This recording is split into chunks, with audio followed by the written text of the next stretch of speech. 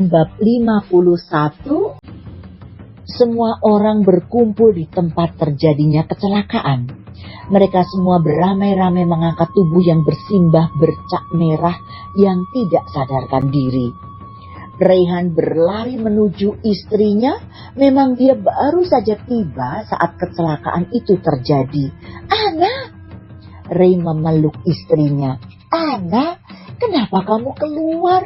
Aku sudah bilang jangan keluar dari butik sebelum aku datang. Kenapa kamu tidak mendengarku?" Ray berkata dengan lirih tanpa dia sadari air mata jatuh dari pelupuk matanya.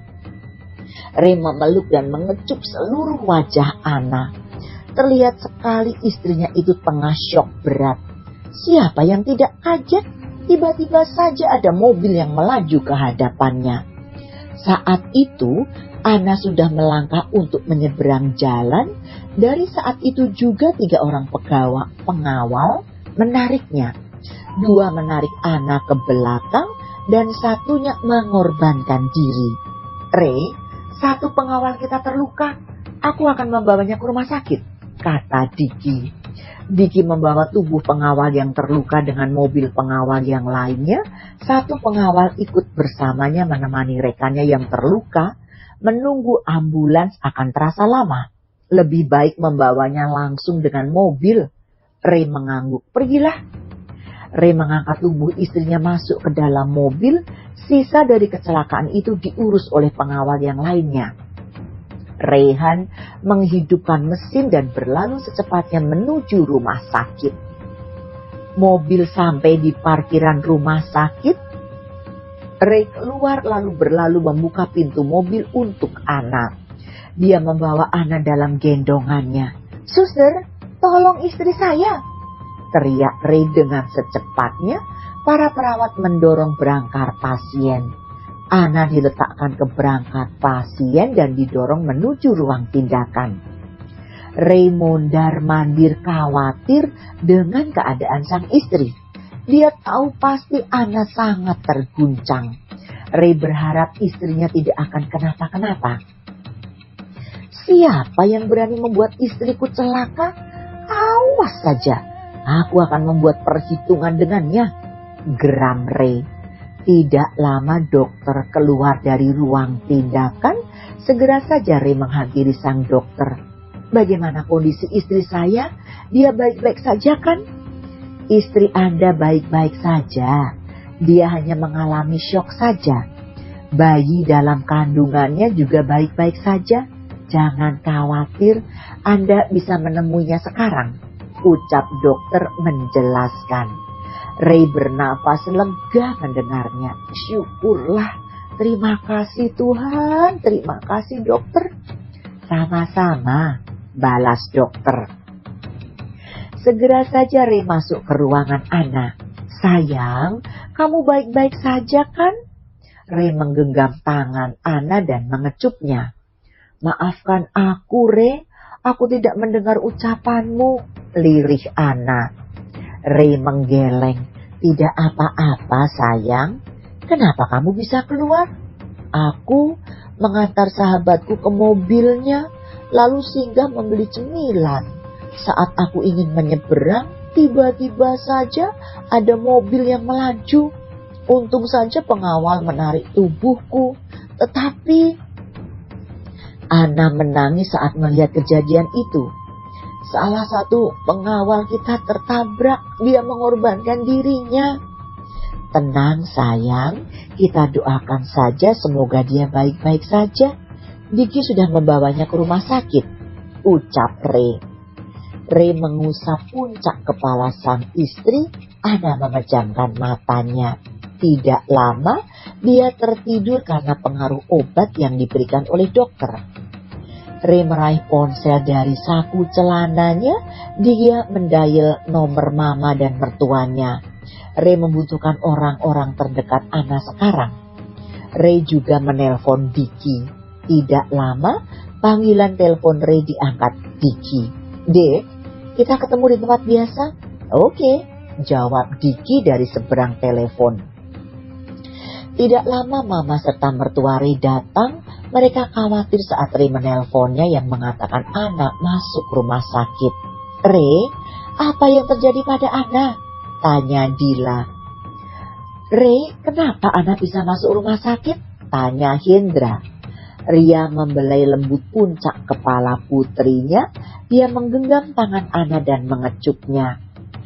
"Sepertinya ada seseorang yang ingin mencelakai istriku. Aku titip Anna pada kalian, aku akan mengurusnya," ucap Ray. "Pergilah nak, beri pelajaran pada seseorang yang berniat untuk mencelakai Anna," geram Hendra. Ray mengecup kening Anna sebelum pergi. Dia berpamitan kepada mama serta mertuanya. Ray akan mencari tahu siapa dalang di balik kejadian ini. Ray masuk ke mobil, dia menghidupkan mesin lalu mengemudikannya menuju tempat janjiannya bertemu dengan Diki. Ray sampai di depan rumah bergaya minimalis. Dia keluar dari dalam mobil. Kedatangan Ray sudah disambut oleh para pengawalnya. "Diki, siapa dalang ini semua?" tanya Ray seraya mendaratkan tubuhnya di sofa. "Bagaimana keadaan Anna?" tanya Diki. "Syukurlah dia baik-baik saja. Calon anakku juga baik-baik saja. Bagaimana keadaan pengawal kita?" tanya Ray. "Masih kritis. Semoga saja nyawanya bisa selamat," ucap Diki. "Sejahterakan keluarganya, Dik. Aku sangat berterima kasih kepadanya. Dia pengawal setia bagi keluargaku," ucap Ray. Diki mengangguk. "Aku akan mengurusnya." Pengawal yang ditugaskan menjaga Anna datang menghampiri Ray dan Diki. "Tuan, jelaskan kenapa kejadian ini bisa terjadi?" pinta Ray dingin. Pengawal itu menelan ludahnya. "Maaf Tuan, kami telah teledor. Kami tidak mengira jika mobil yang terparkir di dekat butik adalah mobil yang akan mencoba menabrak Nyonya Anna. Karena di sana juga terdapat beberapa mobil yang terparkir sejak pagi. Kami kira mobil itu milik salah satu dari seorang yang punya usaha. Memang lokasi butik Anna berjejer dengan berbagai ruko lainnya. Ada beberapa mobil terparkir pemilik dari sang empunya ruko usaha." "Diki, kamu tahu apa yang harus kamu lakukan?" kata Ray. "Sudah aku lakukan nih, gambar wanita yang mencurigakan." Diki memperlihatkan layar laptop kepada Ray yang menampakkan seorang wanita yang mencurigakan. Wajah aslinya tidak kelihatan. Dia memakai kacamata dan topi. Rambutnya pendek. "Siapa dia?" tanya Ray. "Tenang saja, aku ada di sini. Aku akan membawa wanita itu ke hadapanmu malam ini juga," kata Diki dengan percaya diri. "Itu yang aku suka darimu, Diki. Kamu memang serba bisa," puji Ray. "Tapi aku sudah mengira siapa wanita itu," sahut Diki. "Siapa?" tanya Ray. Diki memutar malas matanya. "Lihat saja nanti. Aku akan menunggumu di rumah ini. Sudah lama tanganku ini tidak menyiksa orang. Wanita ini berani sekali mengusikku. Rupanya dia belum tahu siapa itu Rehan," kata Ray dengan mengepalkan kedua tangannya geram. Diki bangkit dari duduknya. Beberapa pengawal mengikuti langkah kakinya. Ray beranjak pergi dari rumah itu. Dia akan kembali ke rumah sakit. "Kabari aku secepatnya," teriak Ray sebelum masuk ke dalam mobil. "Oke," jawab Diki. Mobil Diki berlalu dari rumah dengan dikawal oleh beberapa mobil pengawal lainnya. Sedangkan Ray melajukan kembali mobilnya menuju rumah sakit. Diki kembali ke tempat kejadian kecelakaan itu terjadi. Dia keluar dari mobil. Diki akan bertanya-tanya dulu pada Lucy serta beberapa orang sekitar. Dia ingin memastikan dulu apakah wanita yang dia curigai benar wanita yang sama. Diki kembali melacak plat mobil yang dikendarai oleh wanita itu. Dan hasilnya, gotcha! Penjahat itu bukanlah seseorang yang ahli. Segera saja Diki melacak keberadaan wanita tidak beradab itu. Lisa mengemas barang-barangnya. Dia harus pergi dari kota ini untuk sementara.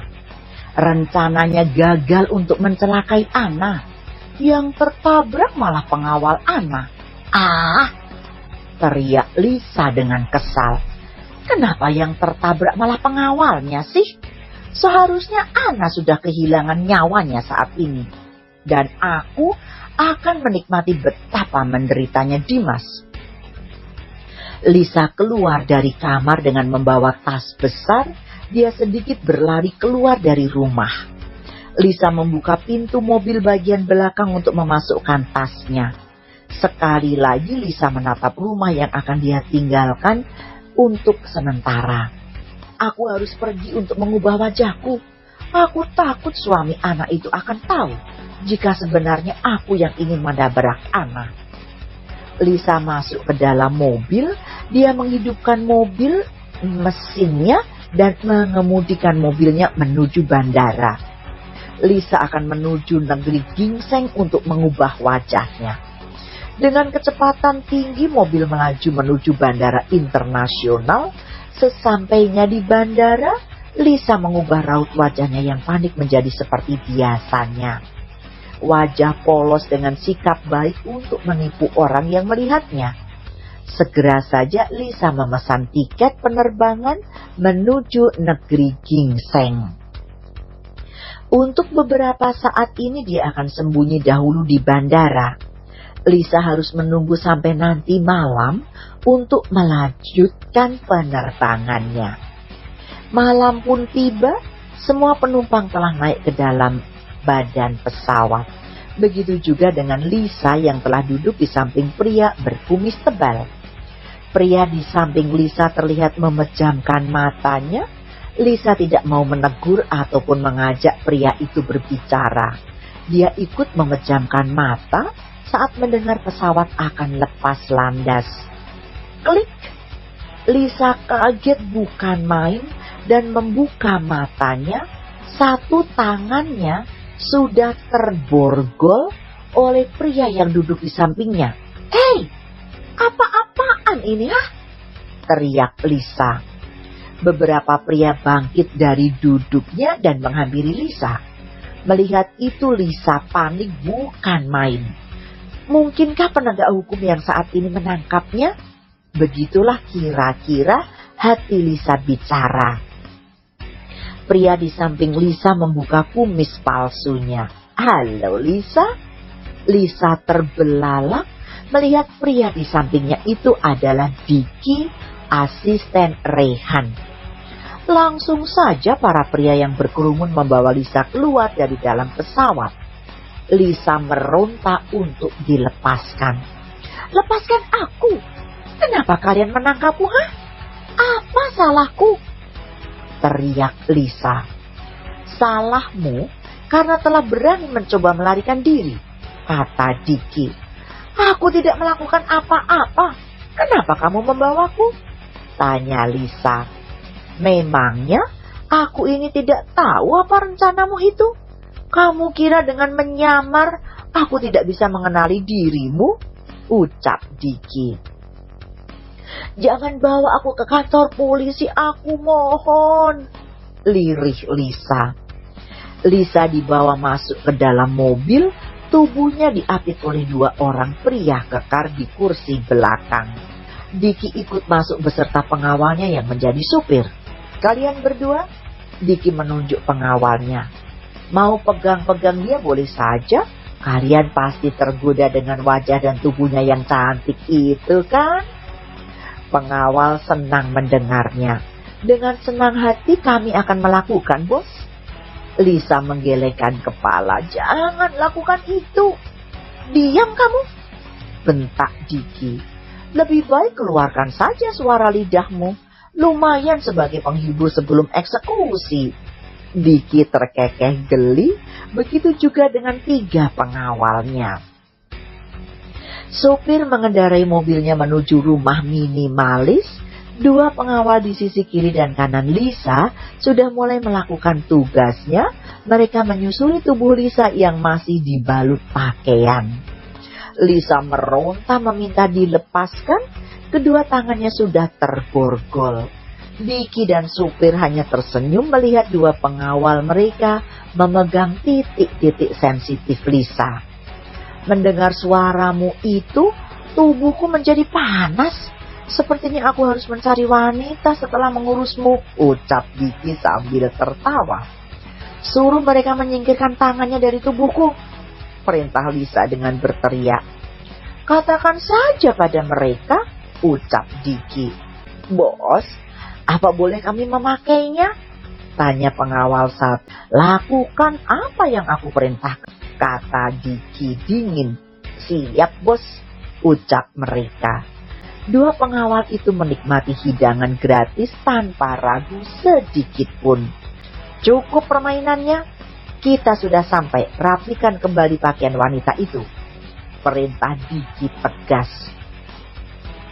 Dua pengawal merapikan kembali pakaian Lisa. Dicky keluar beserta lainnya dengan mengiring Lisa masuk ke rumah.